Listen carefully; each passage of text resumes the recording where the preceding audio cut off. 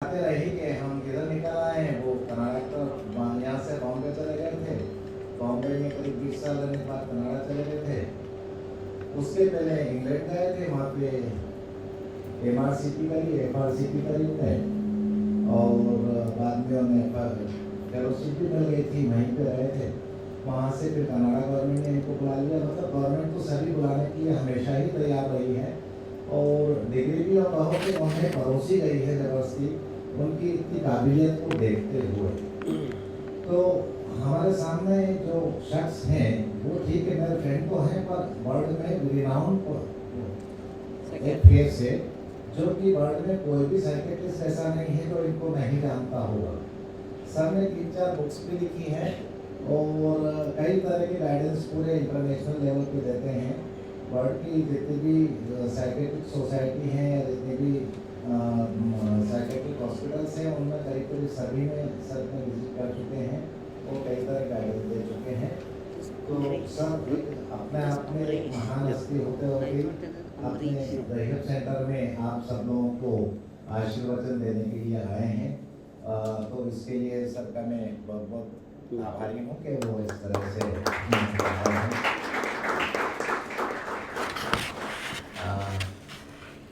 Sir अंकुर रेहब centre का कल परसों जैसे मैंने बताया था, यही हुआ था कि कई पेशेंट मेरे यहाँ एडमिट होते थे और वो यहाँ से कभी पुणे जा रहे हैं, कभी बेंगलोर जा रहे हैं। इंदौर में कोई भी सेंटर नहीं था, कोई भी साइकिल कोई भी फैसिलिटी नहीं थी। मुझे काफ़ी पीड़ा हुई कि यार देखो इतना बड़ा शहर है, सभी तरह की सुविधाएं हैं, लेकिन कई साइकिट्रिस्ट कोई भी यहाँ पे नामो निशान नहीं है, होना चाहिए। तो दिल में एक कसक उठते हुए मैंने इसको चालू किया। उस टाइम यहाँ ना कोई साइकिट्रिस्ट थे ढंग के और ना कोई काउंसलर थे।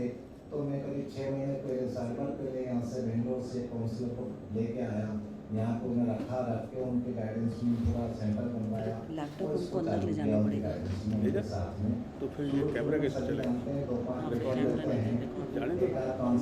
धीरे धीरे काफला बढ़ता है और आज इस मुकाम पे है कि अपन इंडिया के अंदर काफ़ी कुछ ब्रांड लेके चले हैं कि हर आदमी जानता है, हर सिटी वाला जानता है कि हमको रेहब सेंटर क्या है। इसी तरह से देखा जाए तो जब मैंने चालू किया था उस टाइम ये हाल था कि इंदौर के अंदर या MP के अंदर कोई भी नहीं जानता था कि रेहब सेंटर क्या होता है। तो ये कंसेप्ट मैंने पहली बार दिया था इंदौर सिटी को कि रेहब सेंटर, उन्होंने कहा रेहब सेंटर क्या होता है।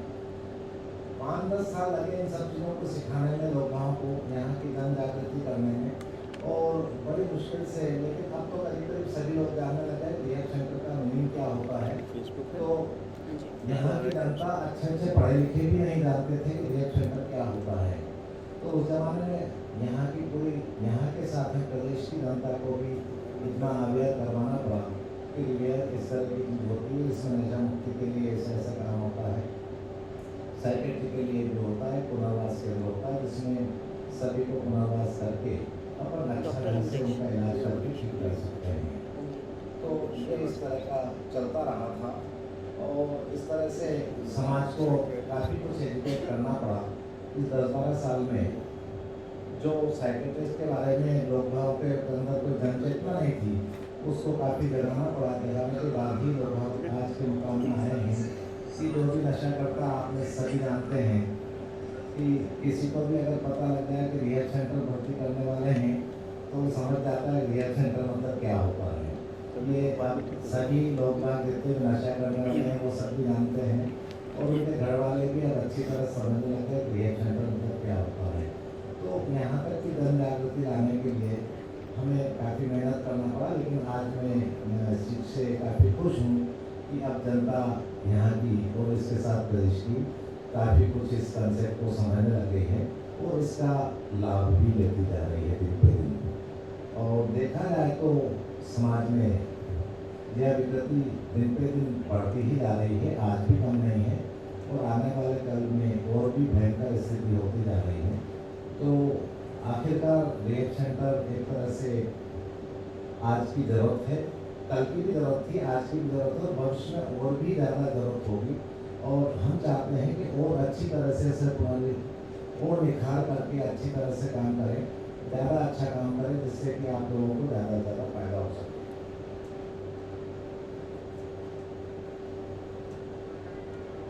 बाकी मैं ज़्यादा समय नहीं लेना चाहता हूँ। मैं चाहता हूँ कि डॉक्टर अमरीश श्रीवास्तव आपको फ़ोन करें और आप उनके संबोधन से लाभ ले सकें, क्योंकि मैं समय लूँगा तो ज़्यादा आपके लिए परेशानी की बात होगी। Thank you.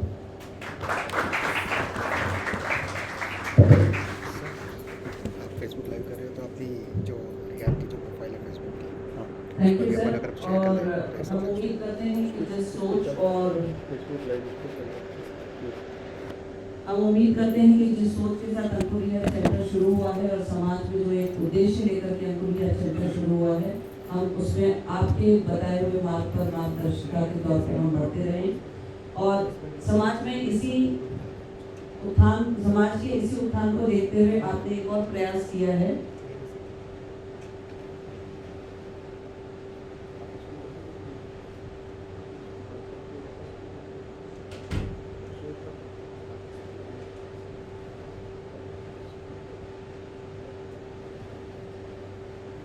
और समाज में इसी उत्थान को देखते हुए आपने एक और प्रयास किया है, जिसमें आपने अंकुर सेटम सेंटर के नाम से एक advance robotics physiotherapy centre start किया है, जो कि आपके घर के बिल्कुल सानिध्य में है, घर की विसिनिटी के आसपास ही है और समाज उससे भी लाभान्वित होगा, ऐसा हम उम्मीद करते हैं।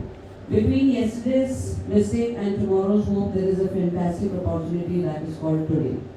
और हम जब आज की बात करते हैं तो आए और हम सुने कि आज हम किन चीज़ों के साथ में किन व्यक्तियों के साथ में हम अपने अनुभव को शेयर कर रहे हैं या वो अपने अनुभव हमारे साथ शेयर कर रहे हैं, जीवन में हमको क्या वो मार्गदर्शन दे करके जा रहे हैं, हम कैसे उनसे लाभान्वित हो सकते हैं। आए, मैं ज़्यादा समय न लेते हुए मैं I would like to call doctor Amrish Srivastava.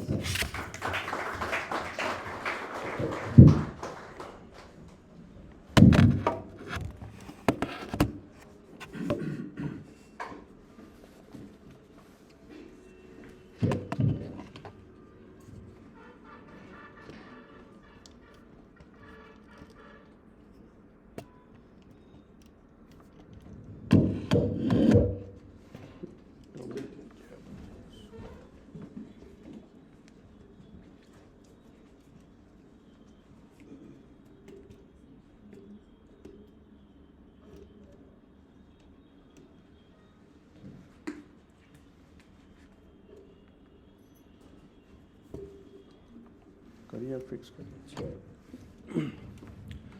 आप सबको मेरा नमस्कार। डॉक्टर अग्रवाल और यहाँ के सभी डॉक्टर, साइकेट्रिस्ट, काउंसलर्स, साइकोलॉजिस्ट और प्रिय जो आज मरीज की भूमिका में यहाँ बैठे हैं, मैं जानता हूँ और चाहता हूँ कि ये लेवल बहुत जल्द खत्म हो जाए। समाज की मुख्य धारा में जब कोई शख्स वापस आ जाता है, तब हम कहते हैं कि हमने जो किया वो ठीक था। मैं रिहैब सेंटर में कुछ व्यवहारिक बातों के बारे में चर्चा करूँगा। I will talk very practical few aspects with some modern evidence, my experience and burning issues which people feel is important. तो देखिए हमारा ऑब्जेक्टिव क्या है, what is the purpose? Let's restore lost functions. हमें बीमारी कुछ भी हुई हो, वो अल्कोहल की हो, शिज़ोफ्रेनिया की हो, डिप्रेशन की हो, कोकेन की हो या OCD हो या रिलेशनशिप समस्या हो, जो भी हो, हमारा प्रयास क्या होना चाहिए कि हमारे सामने जो शख्स बैठा है उसका जो कुछ खो गया है, क्या हम उसे वापस ला सकें। That is restoration. और हमारा एक और प्रयास रहता है कि चाहे वो खोई हुई चीज़ हमें मिले ना मिले, कभी कभी ऐसा होता है कि किसी का एक्सीडेंट हो गया, ट्रक में सर में चोट लग गई, बहुत दिनों तक वो न्यूरो सर्जरी वगैरह से गुजर के आते हैं, बाद में उनको डिप्रेशन में हो, लंबा चलता है। तो डिप्रेशन तो ठीक हो गया, बट जो न्यूरोसर्जिकल ट्रॉमा था वो फंक्शन तो हम वापस नहीं ला पाते। तो हमारा प्रयास क्या होता है? Can we find new functions to emerge. अब आप कहेंगे कि न्यू फंक्शन क्या होता है?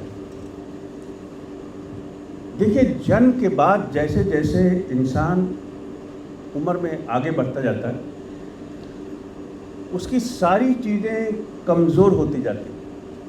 एक चीज़ छोड़, वो है wisdom. As you grow older, you become more and more wise, more and more contented, more satisfied.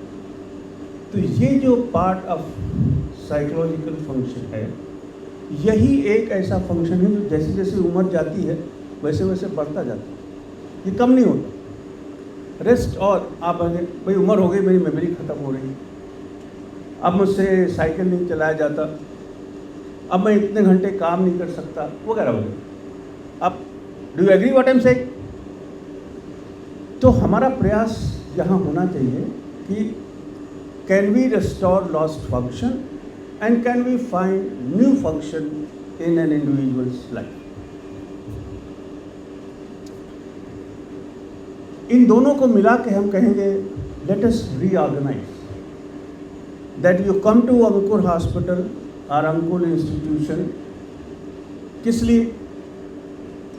To reoptimise the life, reorganise the life. When I say reoptimise, तो वहाँ मेरा मतलब ये है कि अगर किसी इंसान की कैपेसिटी 70% है तो वो 70% पर परफॉर्म कर सके, दैट इज ऑप्टिमाइजेशन। तो हम चाहेंगे कि किसी भी इंस्टीट्यूशन में जब कोई जाए तो इस मकसद से जाए that I want to re-optimise by reorganising various functions. Now what are these functions?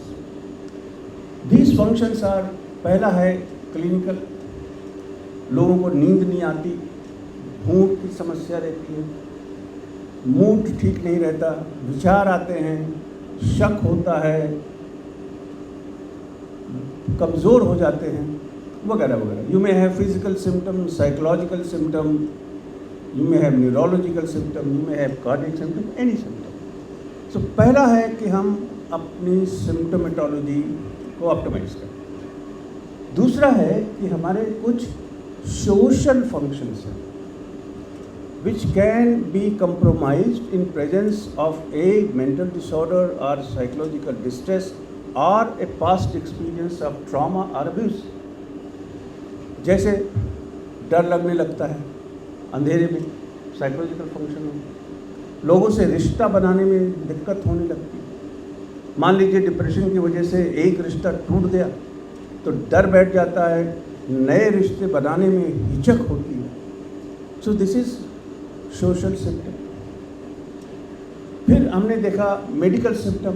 आप जानते हैं कि बहुत सी दवाइयाँ जो हम लोग उपयोग में लाते हैं, they have some side effect, and those people who are sensitive to side effect, उनमें ब्लड शुगर की समस्या, कोलेस्ट्रॉल की समस्या, कार्डियक चेंजेस वगैरह वगैरह होने लगते हैं।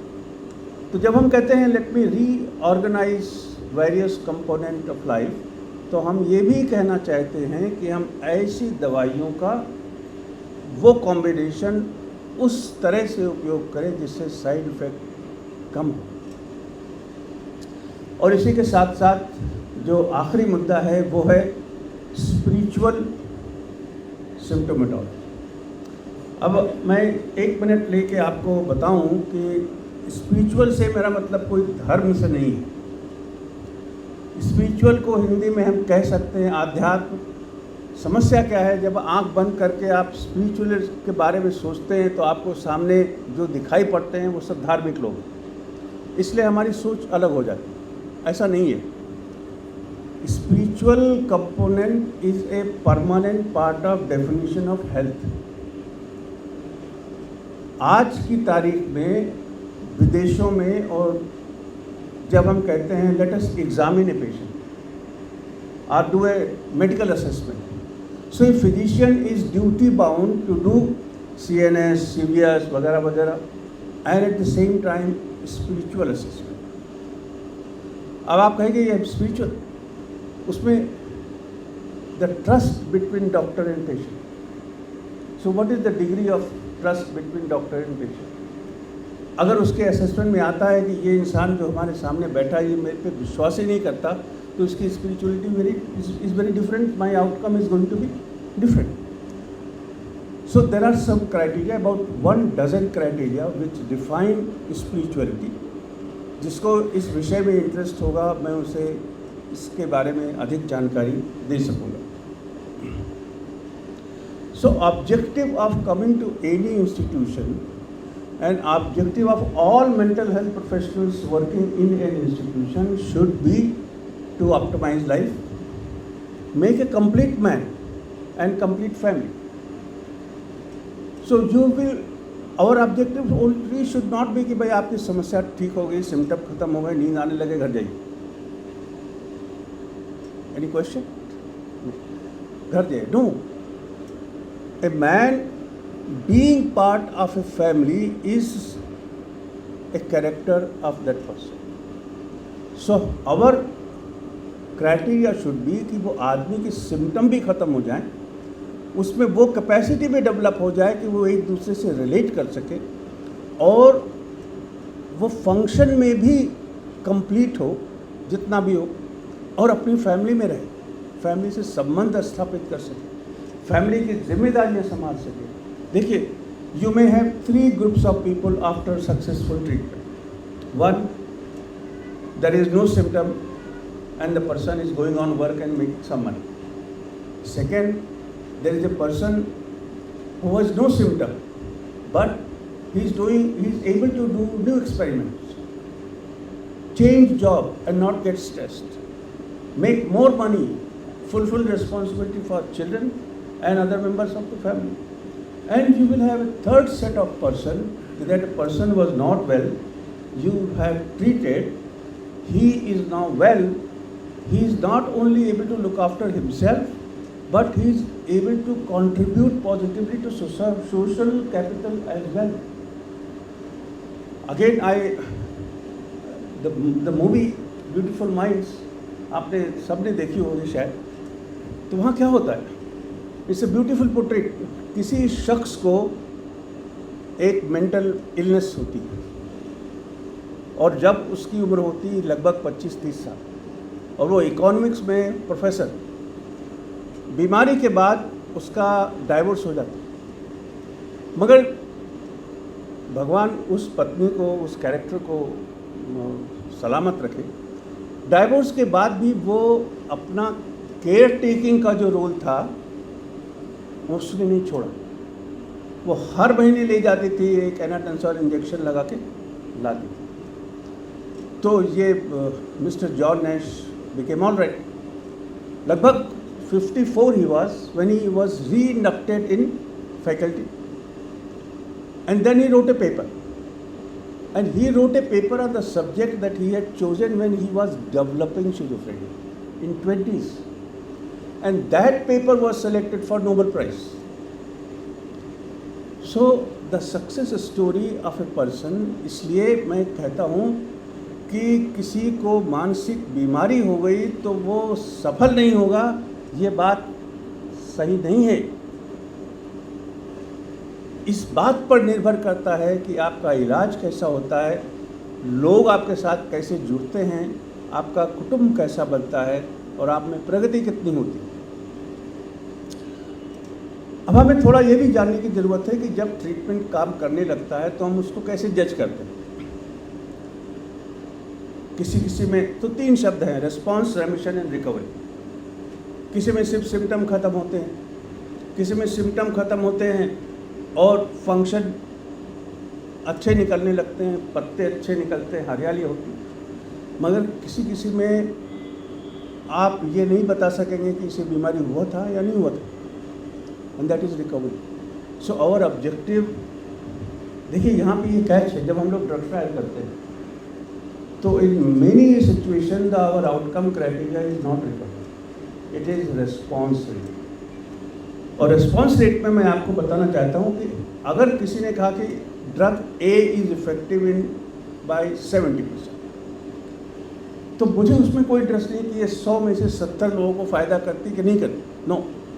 मुझे इस बात में इंटरेस्ट है कि हर पेशेंट में किस सिम्टम में ये कितना डिस्ट्रेस कम करती, मीन्स मूड में कितनी रिकवरी होती है, नींद में कितनी रिकवरी होती है, थॉट प्रोसेस में कितनी रिकवरी होती है।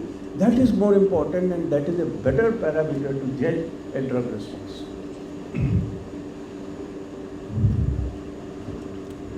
भारतवर्ष में लोग बहुत ब्लेस्ड हैं। हमारे देश में आउटकम क्राइटेरिया अगर हम रखें कि कितने लोग इलाज के बाद नौकरी कर सकते, क्योंकि हमारे यहाँ तो एक ही क्राइटेरिया, इलाज कराओ, काम पे जाओ, stand. So ability to be employed, ability to be employable, ability to get employment, ability to sustain that employment, ability to perform without stress and ability to perform with stress, ये 5-6 सब group हैं इसमें। मगर मोटा मोटा अगर हम देखेंगे तो हमारे यहाँ जिन लोगों का इलाज होता है, दुनिया में सबसे अच्छा आउटकम भारतवर्ष। आप स्कार्फ की स्टडी देखिए, our quoted response rate in people who were sick for more than 25 years is 75%.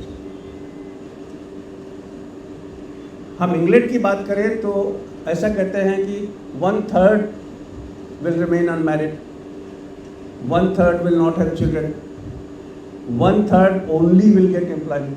तो ये 1/3 का फार्मूला चलता है। हमारा 25% 75% चलता है। 75% चांसेस ऐसे हैं कि आप ठीक हो जाएंगे, 75% चांसेस ऐसे हैं कि आप बाद में दवाई बंद कर देंगे, फिर आएंगे, फिर आप 75% चांसेस ऐसे हैं कि आप ठीक हो जाएंगे, 75% चांसेस ऐसे हैं कि आपको एम्प्लॉयमेंट मिलेगा, 75% people are able to sustain that employment. So our outcome data, outcome criteria is very strong. अब सारे पूरे विश्व ने सवाल पूछा कि भाई मामला क्या है, व्हाट इज़ द मैटर। तो लोगों ने तो यहाँ तक कहा कि यहाँ के जो साइकेट्रिस्ट हैं, डॉक्टर हैं, उन्हें डायग्नोसिस करना नहीं आता, वे एकदम छोटी मोटी बीमारियों को बहुत डिसेबल शिज़ोफ्रेनिया बता देते हैं। So there is a bias towards severity, ऐसा इल्ज़ाम है हम पे। खैर बहुत से ट्रायल हुए हैं, वो सब बात ख़त्म हुई। मामला यहाँ आके रुका कि the family's involvement in a patient and the game of expressed emotions। देखिए, कोई आप लोगों का इलाज हो रहा है, मान लीजिए आपको कल छुट्टी मिल गई और आपने घर पहुंचे, आपका स्वागत किस तरह से होता। आप अखबारों की न्यूज़ पे बच जाइए कि मेंटल हॉस्पिटल से बहुत से लोग घर नहीं जा रहे, just let us not go there. आपका स्वागत वहाँ किस तरह होगा, वो चीज़ डिसाइड करेगी कि आप अपना जीवन कैसे चलाएं। हंस खेल के लोग आपको घर बुलाएंगे, आपके माता पिता भाई बहन वगैरह जो भी, वहाँ पर ये फ़र्क है।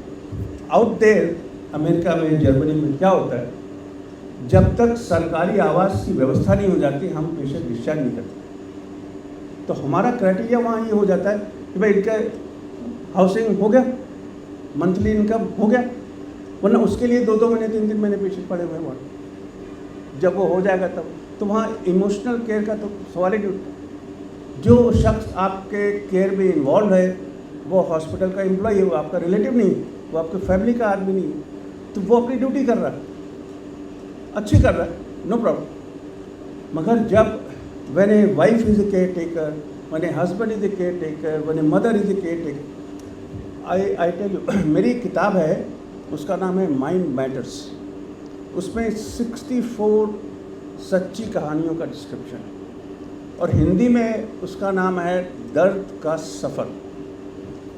तो उसमें मैं आपको एक छोटी सी कहानी है जो एक माँ के बारे में, सुनने लायक, सुनिए।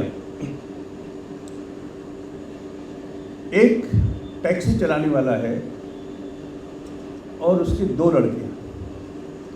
एक को पहले शिजोफ्रेनिया होता है, शादी हो जाती है, विदाई हो जाती है, उसके पति उसको बाद में घर से वापस भेज देते, दवाई बंद होती है, रिलैप्स आता है, वापस भेज देते। तो वो घर पे रहती है, माँ उसकी देखभाल करती है।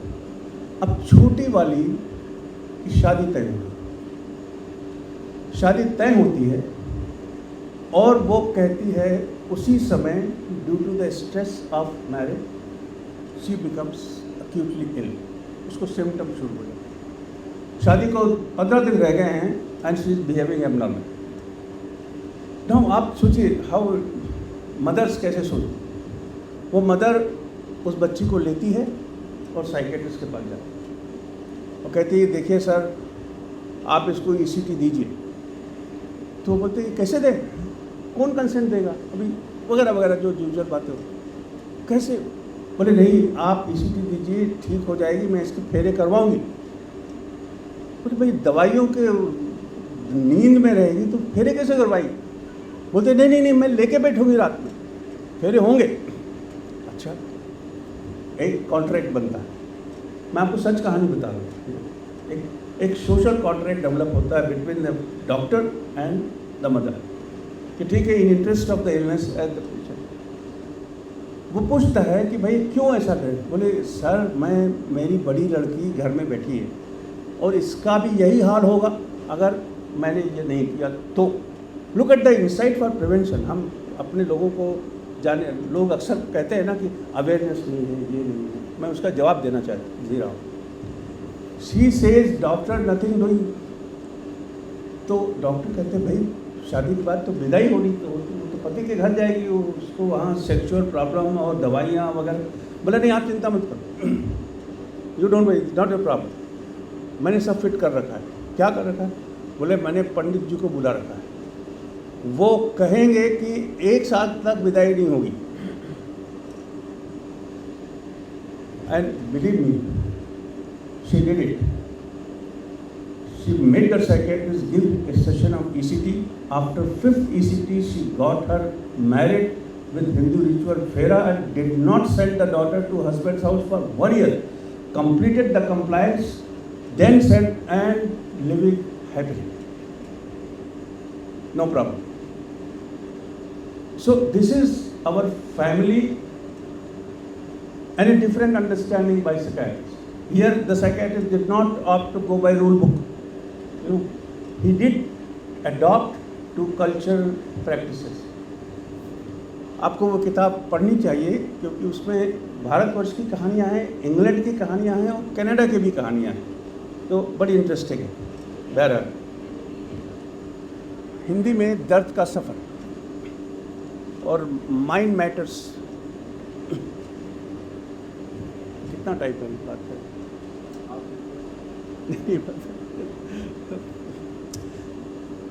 तो जब भी हम किसी इंस्टीट्यूशनल पॉइंट ऑफ व्यू से ट्रीटमेंट प्लान करते हैं तो ये 2 बातों का ख्याल रखते हैं। पहला है अर्ली इंटरवेंशन और दूसरा है अर्ली डायग्नोसिस। देखिए when outcome of treatment is directly inversely proportional to duration of illness. हमारे यहाँ duration of illness, duration of untreated illness, what we call DUP, is more than 5 years. कोई भी study नहीं। इसलिए हर इंस्टीट्यूशन की ये duty है कि वो जो कन्वेंशनल काम कर रहा है वो तो करे, बट अटेम्प्ट ये होना चाहिए कि within 30 days of symptom appearance you are able to start. अब ये सब एक्सपेरिमेंट्स हैं जिसमें हम लोग इन्वॉल्व रहे हैं पर्सनली। हमने इंडिया में इस पर काम किया, कनाडा में किया, UK में किया, तो ये विषय मेरा है। फिर भी संक्षेप में देखिए एक इंस्टीट्यूशन दूसरे से अलग कैसे देखा जाता है। How do you perceive 2 treatment centres? एक होता है एड हॉक ट्रीटमेंट। आपको तकलीफ हुई, आप गए, आपका इलाज हुआ, बात खत्म। फिर डिस्चार्ज क्या है?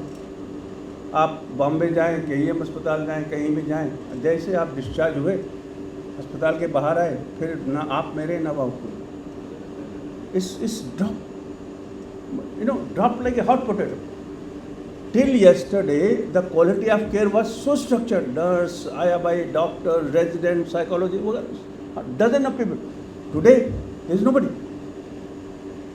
रात को वापस वो दवाई नहीं खाता है, there is no provision to connect.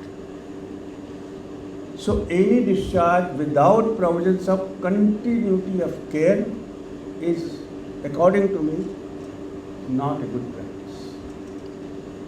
फिर आते हैं early diagnosis. How to catch them young?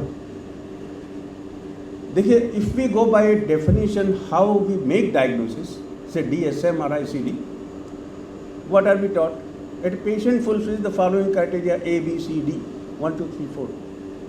And I give you another data. Patients living with single subclinical symptom are equally distressed and dysfunctional as people living with multiple symptoms. I'm talking against the wave of this multi-axial diagnosis, the philosophy here.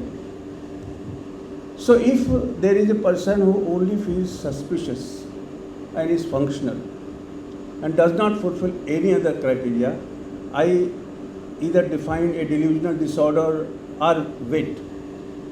Let some more symptom come. Do you do this in any branch of medicine? Do you? You wait for more symptoms to diagnose? Do you do that? This is only psychiatry where it is not contested. कि नहीं अभी तो सिर्फ irritability. No, he is only feeling sad. His mood is it was little feeling low. What is low? What is sad? You have to evaluate. It is your professional duty to find out, to make your own instrument, measure it, find out the impact and treat it. That is what is a good clinical psychiatric practice. And if we don't do this, we are responsible for social deterioration. फिर एक मसला आता है engaging patients, families and people. हमारी practice,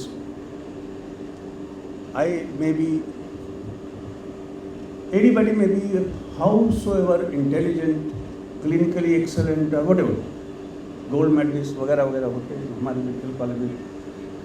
But if you are not able to engage with the patient, gone, finished. लोग आपके consulting room में आते हैं, बैठते हैं, पिताजी बैठे रह जाते हैं, लड़का बाहर निकल जाता है. हमें और ये स्किल नहीं आती to engage. So if you want to work as a mental health professional, उसकी पहली रिक्वायरमेंट है चिड़िया का पर पहचान. You must know whom are you addressing. Before that patient comes into your office, you must have the data, the profile, the personality, the protective factor, risk factors, precipitating factor and all kind of childhood data, so that you know कि कौन आने वाला, हमें उससे कैसे बात करनी, how to engage. देखिए, it may be only once that the patient has agreed to go and see a psychiatrist. He may refuse for rest of his life. हमने 20-20 साल की पुरानी बीमारियां देखी हैं और जब पूछा है कि भाई तुम लेके नहीं गए क्या, बोले नहीं सर ले गया था. कब? 10 साल पहले. फिर क्या हुआ? नहीं, वो भाग आए वहाँ से, बाद में गए नहीं. Opportunity lost is sad day for psychiatric practice. We cannot lose the opportunity for intervention because the price is too much. Afterwards he may not agree to come and see anybody. जैसे मुझे नहीं आना. और हमारे देश में कोई mechanism नहीं है कि अगर कोई नहीं आना चाहता तो आप उसको ले आए. There is no legal relation.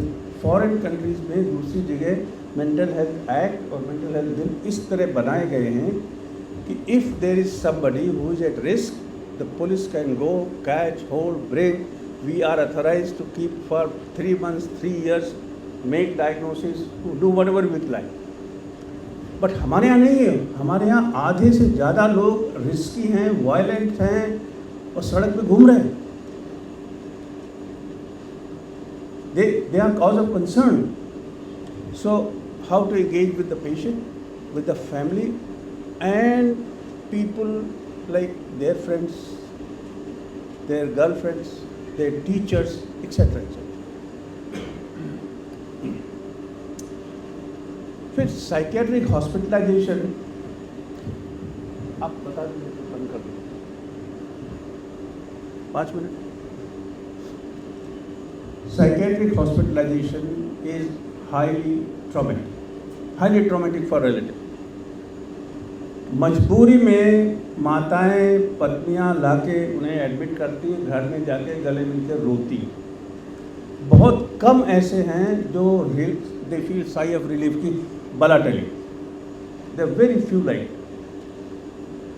इसलिए जब आप हॉस्पिटलाइज कर रहे हों, you have to make sure that you do the debriefing and stress management of the relative. It is important. Otherwise 6 महीने के बाद आप उस रिलेटिव का इलाज कर रहे होंगे जो आज अपने दूसरे रिलेटिव को लेके आए. Then period of hospitalization, ये आप जैसे रखते हैं. देखिए ये बहुत बड़ी जिम्मेदारी का काम है.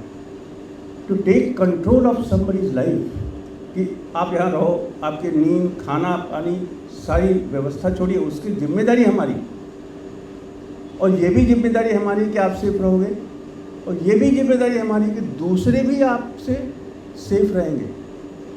सो it's a huge and very heavy burden. And every institution must have facility to debrief the staff, जो एक आप करता है कि there should not be added emotional burden on professional staff like your आया by, your servant, your ward boys, your counselors. वो 6 महीने कोई इंसिडेंट हो गया, उसके प्रभाव में पड़े रहते, उनसे लोग बात नहीं करते. I hope it is not happening here and you have open dialogue. तो इसमें 2-3 चीज़ें इंपॉर्टेंट. हम क्या इलाज कर रहे हैं, ड्रग इंटरेक्शन क्या है, साइड. देखिए एक बात हम समझ लें कि जब हम पेशेंट को क्लोज्ड इन्वायरमेंट में रखते हैं तो chances of violence become more, because we are cutting down the environmental stimulation. We sense that and we increase the dose of medication. If you compare and see the literature, the milligram uses of psychotropic is much more high in hospitalized patients. They receive more unnecessary drugs. फिर क्या होता है, the incidence of fall, fracture, confusion, litigation. ऐसे भी cases हुए कि गिर गए, हेड इंजरी हो गई, LIC ख़त्म, पॉलिसी ख़त्म, सब कुछ ख़त्म हो गया. हम आए थे इलाज कराने, डिप्रेशन का हो गया कुछ और. So I think as a hospital person, one must develop good standard operating procedure. Be mindful कि हमारे स्टाफ कैसे सेफ रहेगा, हमारे आने वाला रिलेटिव सेफ कैसे रहेगा. How to make sure that nobody is emotionally abused, nobody gets hurt, violent, trauma, fall, fracture, and lastly suicide. Worst scene in a hospital is when your inpatient commits suicide. और ये बहुत होता है. उसके बहुत से तरीके हैं कि ऐसा ना हो. उसमें सबसे अच्छा तरीका है कि आप उसको रिपीटेडली सुइसाइड पोटेंशियल का असेसमेंट करें. ये कहना कि मैं पूछूंगा तो ये हो जाएगा, या हमारे स्टाफ को पूछने की ज़रूरत नहीं है, या नहीं ऐसा तो कुछ नहीं करना. There are set rules, set guidelines for suicide risk assessment, and that must be performed at every level. One should not wait for surprise. It is not the question of मुकदमा आप फिर हारे जीते, मगर वो इंसान तो अब हार चुके होंगे. I think this is enough. I would be happy to address any issue raised here, and thank you very much.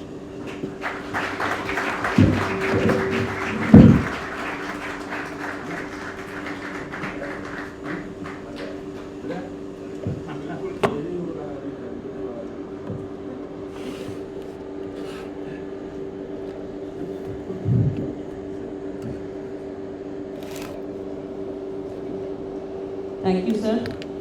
Indeed, it was an eye-opening session. Especially, we have been very much enlightened. Especially my counselors, I think they would have been very much enlightened for this.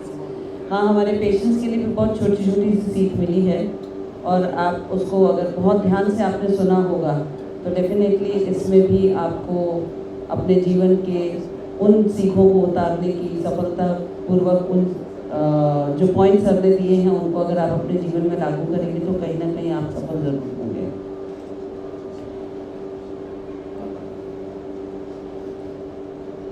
जीवन में छोटे छोटे नियम आपकी बड़ी बड़ी परेशानियों से आपको बचाते हैं।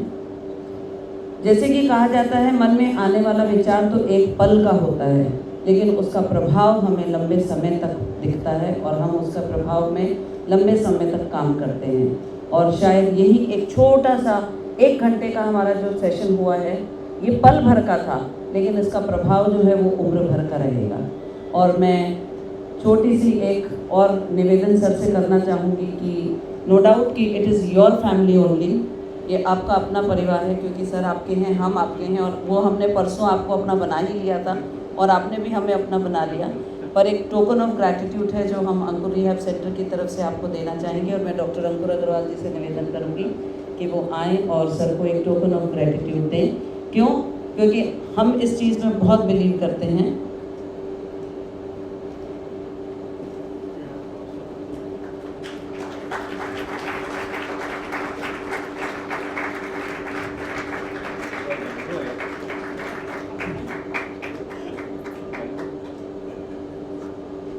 कई बार फॉर्मेलिटीज अच्छी लगती है सर। Thank you. और मैं इस टोकन ऑफ ग्रैटिट्यूड से एक शब्द ज़रूर कहना चाहूँगी कि पसंदीदा रिश्तों को संभाल कर रखिएगा। पसंदीदा रिश्तों को संभाल कर रखिएगा, ये गूगल पर भी आपको नहीं मिलेंगे। और मैं इसी के साथ हमारे एग्जीक्यूटिव डायरेक्टर श्री रोहित जी अग्रवाल जी से निवेदन करती हूँ कि वे आएँ और वोट ऑफ थैंक्स दें।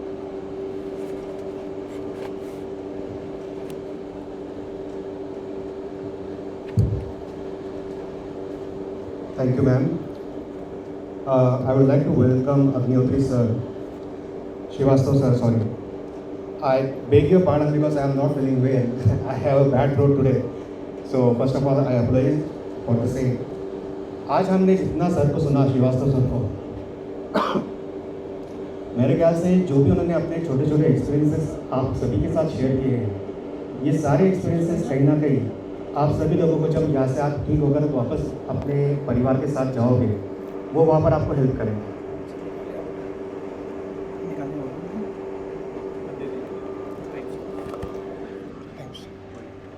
आप बोल रहे थे उनको